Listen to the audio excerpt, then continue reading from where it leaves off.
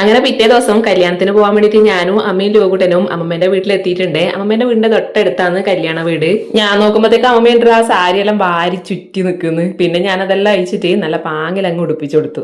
എങ്ങനെയുണ്ട് എന്റെ പാറൂസ് സാരിയിൽ കാണാൻ നല്ല സുന്ദരിയായിട്ട്? പിന്നെ ഞാനും അമ്മയും അമ്മമ്മയും ലോകുട്ടനും നേരെ കല്യാണ വീട്ടിലേക്ക് പോയി എല്ലാരും കണ്ട് കല്യാണ ബസ് കയറി നേരെ ഓഡിറ്റോറിയത്തിലേക്ക്. വേഗം എത്തിയോണ്ട് തന്നെ മുന്നത്തെ സീറ്റിൽ സ്ഥലങ്ങ് പിടിച്ചു. ലോകുട്ടൻ പിന്നെ ഫ്രണ്ട്സിന്റെ കൂടെ ഒരേ ഓട്ടവും കളിയും തന്നെ. ഇനി അവനെ പോകുമ്പോ നോക്കിയാൽ മതി. കല്യാണം കഴിഞ്ഞിട്ട് അധികം തിരക്കൊന്നും ഇല്ലാത്തതുകൊണ്ട് നമ്മ ആദ്യത്തെ പന്തിയിൽ തന്നെ അങ്ങ് ഇരുന്നു. ഇന്നും ബിരിയാണി തന്നെയാണ് ഇടാണ്ടായിനി. കൂടെ നല്ല ഐസ്ക്രീമും കൂടി കിട്ടീനി. അമ്മ കണ്ടാ കോരി തിന്നുന്നത്.